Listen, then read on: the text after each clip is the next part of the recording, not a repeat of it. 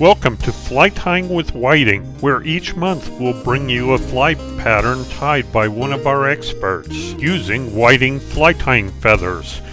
Whiting has a diverse line of feathers that serve many purposes in fly tying, and our intent here is to help you understand some of the many uses for whiting fly tying feathers.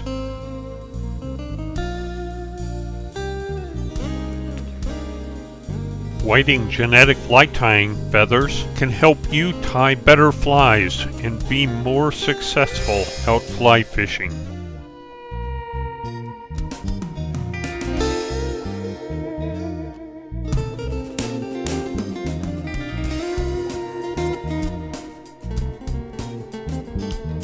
For this month's pattern, I'm going to tie a black emerging caddis. This is a fly I've been using with tremendous success out on one of our area lakes during a longhorn caddis hatch. It's taken me a while to figure this one out. Initially, I thought the fish were feeding on calabatus, but the longhorn caddis had been hatching for some weeks and the fish were really keyed in on them. And so once I tied this pattern, bingo. It really took off, and I've caught a lot of really nice rainbows and browns on this pattern in a local area lake.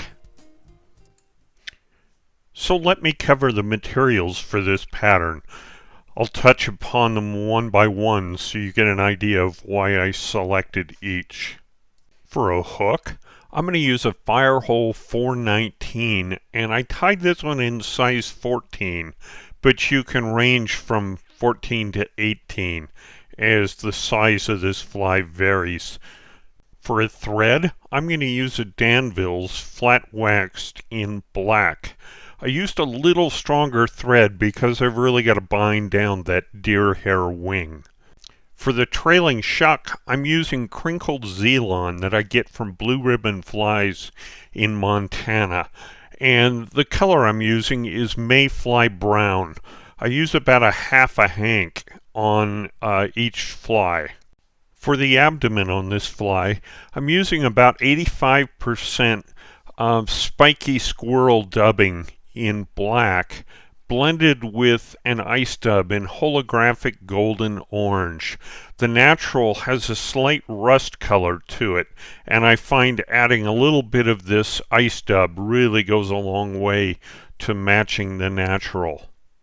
For the wing, I'm using some natural white-tailed deer hair. And lastly, for the hackle, I'm using a whiting dry fly saddle feather in a dyed dark dun. I like the upright hackle a lot for a caddis pattern because the naturals sit upright in the water and trout take them right off the surface. So I'm using an undersized hackle on this fly. I've undersized it by about 1 to 2 sizes. So on a size 14, I'm probably using a 16 or maybe even an 18 hackle. So let's get started tying this pattern. I'm going to tie on my thread, leaving ample room for the wing and the hackle at the forward part of the fly. It's just slightly behind the 2/3 point of where I'm going to tie this in.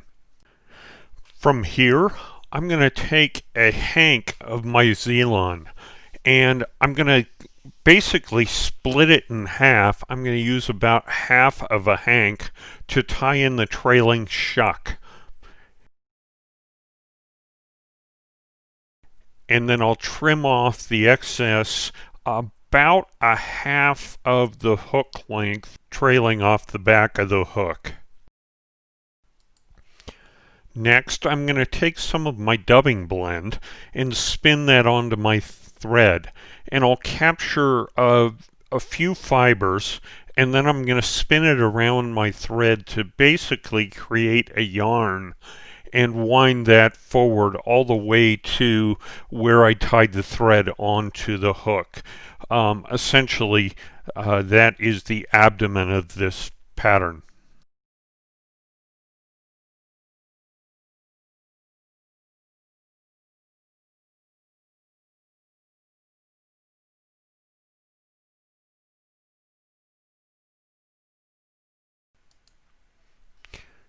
Next, I'm going to take a small clump of deer hair and I'm going to clean it robustly. I'll probably discard about 50% of the guard hairs and the fluff on the out of the deer hair clump. And then I'm going to stack that in my stacker, and I'll tie that on with the tips trailing back about 2/3 of the shuck length. Next, I'm going to tie in my hackle. I've prepared it. I've stripped some barbs off the bottom of the hackle, and I'll tie that in dry fly style. I'm going to also coat the head area and the underside of the hackle with a little bit of glue, and I'm going to wind this into a bed of glue and wind it up through that area you see spaced up to where I clipped that deer hair off.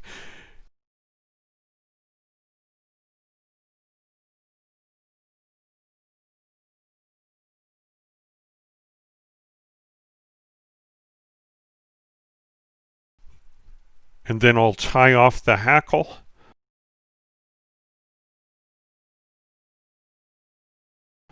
I'll clip off the excess and immediately drop into a whip finish.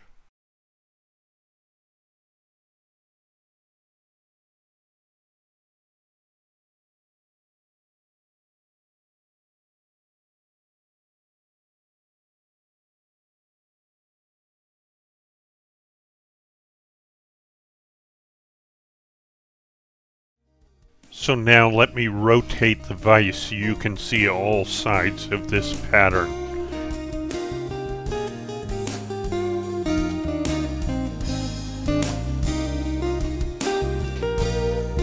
So that has been your Tying with Whiting session for this month. I hope you'll give the Black Emerging Caddis a try. It's been a really good pattern for me on some of our local still waters recently. If you like what you see, please subscribe to this YouTube page and visit us on Facebook and Instagram. Thanks for watching.